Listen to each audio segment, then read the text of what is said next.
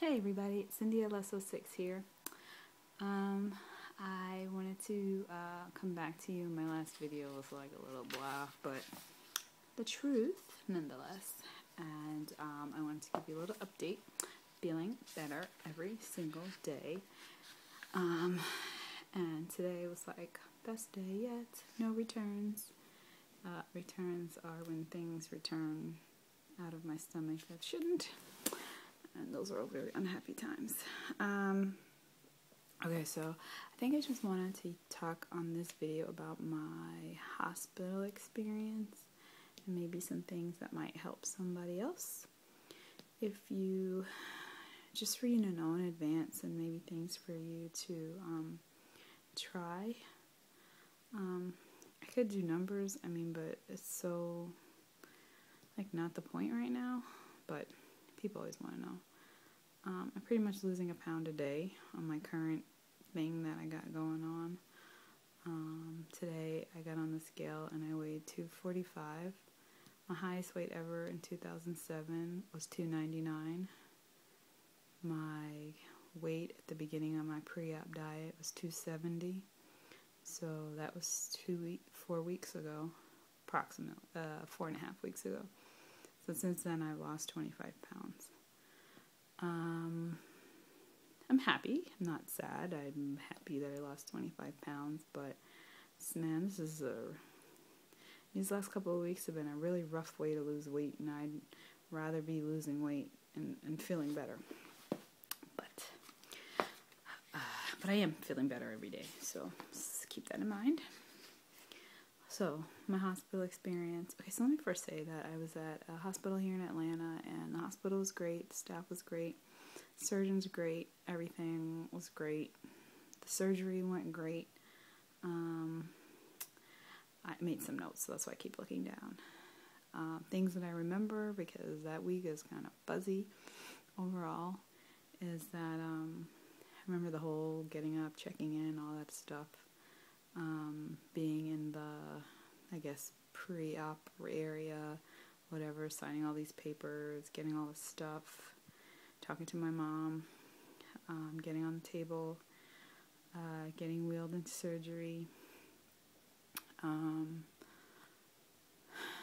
I remember moving on from one gurney onto the other table. And unfortunately, the next thing I remember is like trying to get out of my bed in the recovery room. I was giving them a really hard time. When I understand, I was vomiting, and it was just not a good scene in the recovery room, and not a normal thing, I guess. Just vomiting all over the place.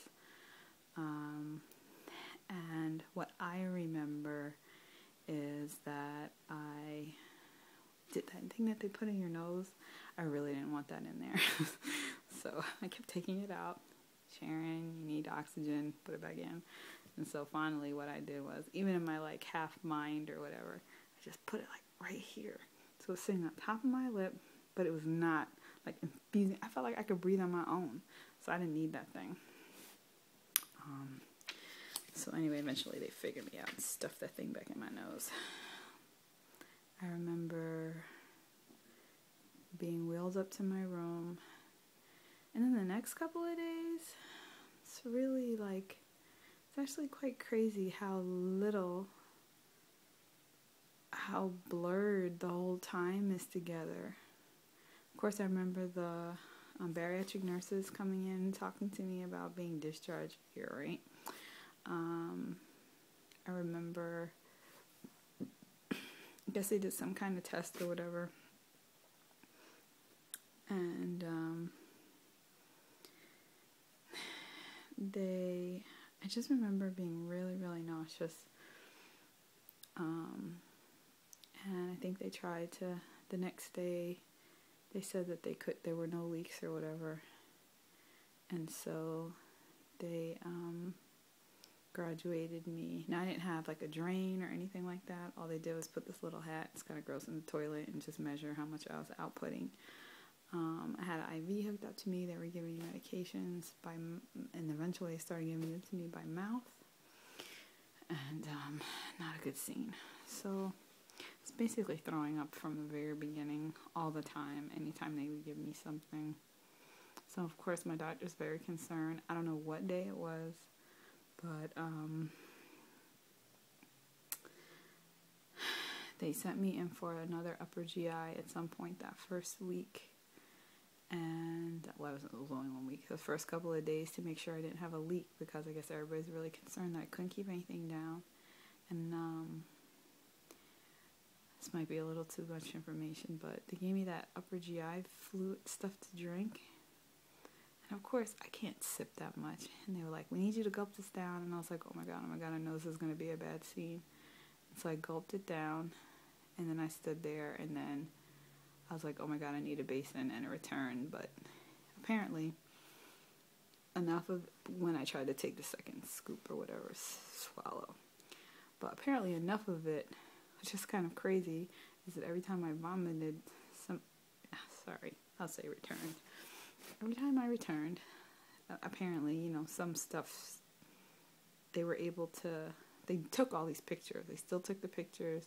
They stopped giving me liquids, but I guess they could see the barium or whatever it was that they gave me, like going through my system, even though I returned. So they were able to discover that there were no leaks. So it's good news, no leaks. But what the thing that they were able to see in addition to that was that my stomach was really swollen. So that was the problem. So I had some incision pain. Felt like I had done like 500 crunches. That wasn't like my biggest deal. I mean, I was slow. I need help getting out of bed. I need help pretty much everything for the first couple of days. But all that stuff really started subsiding. To me, it seemed like in a normal way as far as my incisions were concerned and any belly pain associated. It was just the gas. And I just felt like every time I took a sip of something, I felt like there was an explosion going off in my chest and somebody was stabbing me really. And it was debilitating. So not only was it hard to swallow, in general, it was hard to keep stuff down. I wish there was a way for me to make this video shorter. I think what I wanted to say mostly for this was the things that I learned. When you're having a hard time keeping stuff down, excuse me, the main thing that you want to do is like pace yourself, because that's the biggest problem I had and probably why I was in there for so long, because I think I just kept making things worse. After I talked to the nurses and I talked to my doctor, I realized that I was my little tummy was so stressed out, and I would just keep trying things. And the nurses, I mean, they want me to get better. They have their schedule, but as a patient, you have to sort of like, your surgeon's only coming in once a day. Your nurses are coming in, they're following his directions. So you kind of have to become an advocate for yourself. And that's what I learned. And that's when things started getting a little, besides, you know, doctor's order changing, things like that, things started getting a lot better. And I still advocate for myself. I listen to my body. So when they come in and they're like, hey, I want to give you Roxaset or whatever it is in this little pink thing, and I do like a little check, I think about how I feel, and I'm like, take it back. Don't scan it. Don't scan my bracelet. No, not taking that right now. Because I don't care if it's an antacid or whatever. It wasn't Roxaset. It was something else. I can't remember what it was. It's another thing. My memory is like shot from that whole experience. But some little antacid thing they were giving me. I was like, because I just vomited up if my stomach was not in a good mood. So basically, what you want to do is, maybe I should make another video just about that.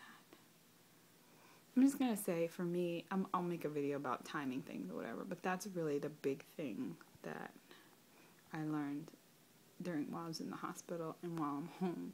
It's all about timing. It's like the big 20 minutes, that's what I call it.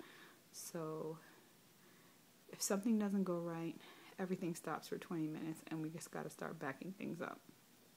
And I still kind of stick to that even now. But today's my best day. My attitude is not bad. I don't have a bad attitude, but I'm quite sad. I'm not depressed, but I'm just sad about my progress. Although my mom gave me a really, really good, this is like 10 minutes now. My mom gave me a really, really good analogy about pregnancy, and I thought that was really good. And she said, you know, everybody's different, and some women get pregnant. She said, I had my first baby in 45 minutes, and then some women go through hours and hours, days of labor pains and contractions, and just everybody's different. And I'm not a 45-minute pregnant person. I'm like a 36-hour excruciating labor. Can't use epidural. No, just kidding. Anyway, but it's saddening. Today was a good day, though. It really was. So I don't want to be like, boo-hooing. No, I did not cry today. It's the first day I haven't cried in a while. So, but it's just been rough when you think your day's going really, really good, and it's 10 o'clock, and you do something wrong, and then you return, and it's just like, oh God, and it just ruins your night, and I have trouble sleep, blah, blah, blah, blah. Anyway, I don't want to be sitting here complaining, but I just did want to tell you a little bit about my hospital experience. I'll make another video. Tomorrow's my doctor's appointment for my 2-week post-op appointment with my surgeon. So I'll make another video, maybe tomorrow or the day after, to talk about that. And I do want to make a couple of videos about this whole, I hope, post-op experience, and maybe it'll help somebody else to not have as poor of an experience when your stomach swells as I did, trying all this tomfoolery, not knowing what to do. And most importantly, if I could say anything, it's just really important for you to advocate yourself and quickly as you can get to know what's going on inside of your stomach. But that's it. Send you a little 6 out. I will get back with you guys a little bit later.